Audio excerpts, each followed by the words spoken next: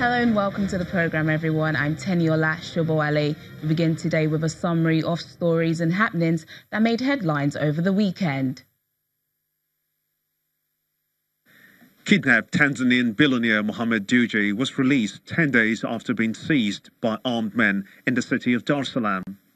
In a tweet from his company METL Group's account, he said he had returned home safely. The businessman, known locally as Mo, thanked Tanzanian police and everyone around the world for their prayers. It is not clear how the 43-year-old, who is known as Africa's youngest billionaire, was freed or whether a ransom was paid. The billionaire is reported to be in good health, but with bruises on his hands and legs due to handcuffing. A medal-winning Ethiopian Olympic runner who was living in exile in the United States returned home on Sunday following a series of reforms in the East African nation. Feyisa Lilesa left since making a protest gesture against government violence at the 2016 Rio de Janeiro Olympic Games, a gesture used by the protesters in Ethiopia's Oromia region during a period of unrest in 2015 to 2017. The unrest was originally triggered by protests of a government development plan for the capital, Addis Ababa, which critics said would lead to expropriation of farmlands in the surrounding Oromia region. Hundreds were subsequently killed by security forces as the demonstrations evolved into rallies against perceived political and economic marginalization of ethnic Oromos.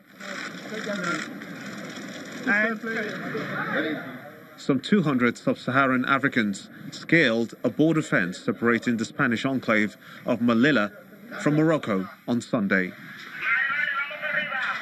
The group were taken to a reception center in Melilla, often a destination for migrants fleeing poverty and conflict for a better life in Europe. The Spanish government's local delegation said that 4 people were injured in the crossing, and despite treatment by emergency services, 1 man died, apparently due to a cardiorespiratory arrest. According to the UN refugee agency UNHCR, more than 6,000 migrants have made it to Melilla and Spain's nearby territory, Ceuta, so far this year. Cameroon's President Paul Biya has won a 7th term in office in polls marred by low turnout and voter intimidation. The 85-year-old, Africa's oldest head of state, was re-elected with 71.3% of the vote, according to official results. Opposition calls for a rerun of the presidential election were rejected last week.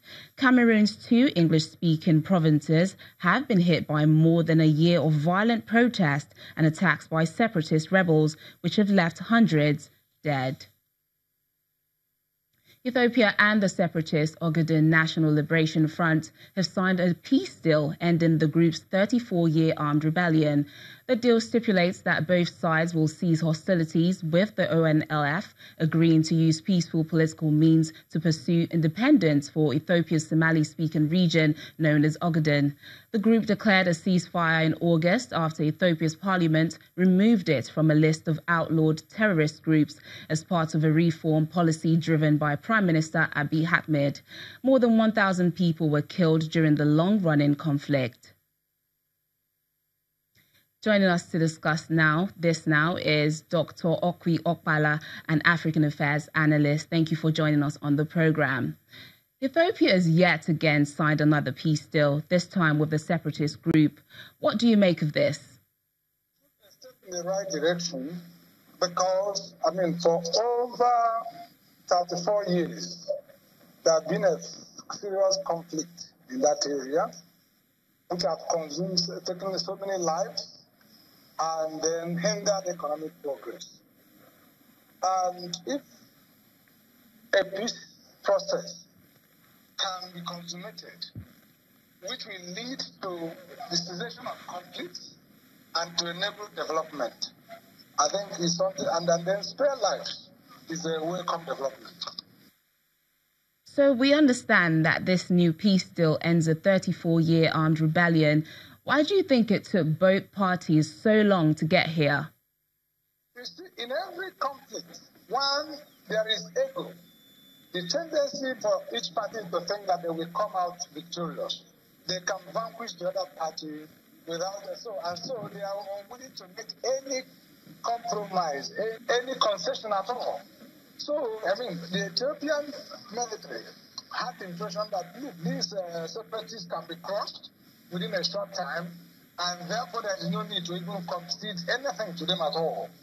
On their own side, the separatists felt that, look, okay, we can attain this independence, we can attain our goal without necessarily, considering anything to this government. So, but now they've tested their strength.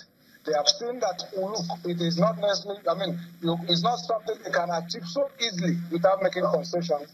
And so they have to now go back to this discussion table to arrive at the conflict. Arrive at an agreement that will help end the conflict. This deal also seeks the independence of Ethiopia's Ogaden region. If the independence does happen, what will this mean for the country? Well, this area of the country is rich in oil.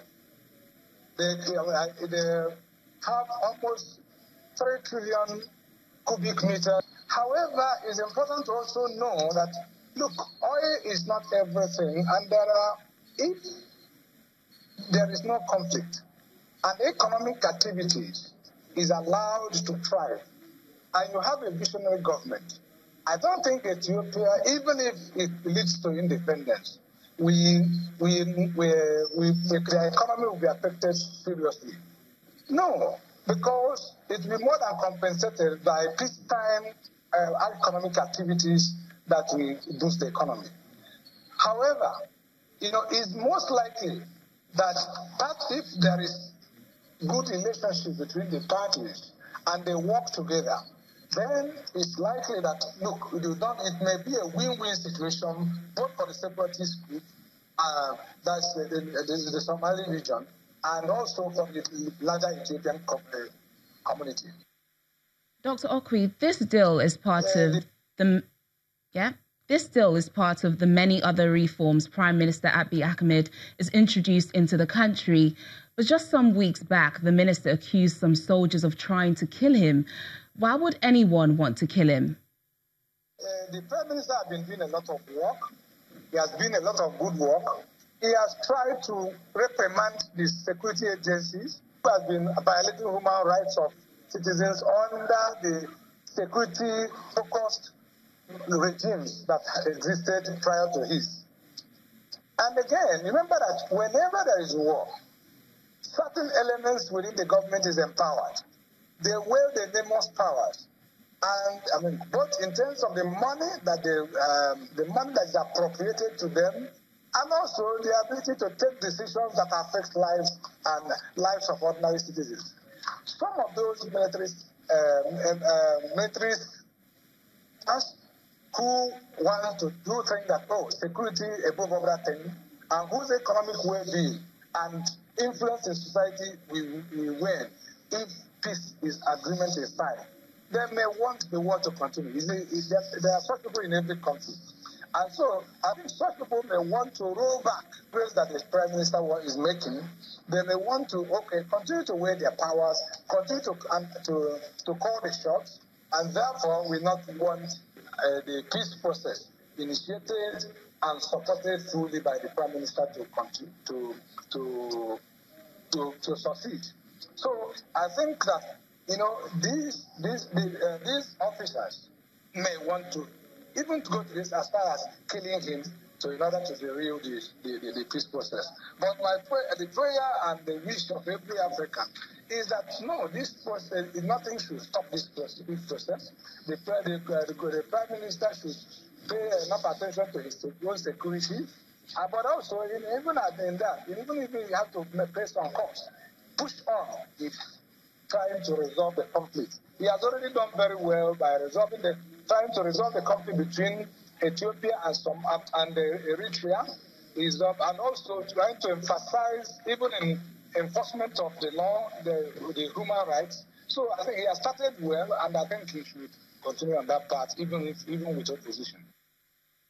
African Affairs Analyst Dr. Okuyokpala, thanks for joining us on the program.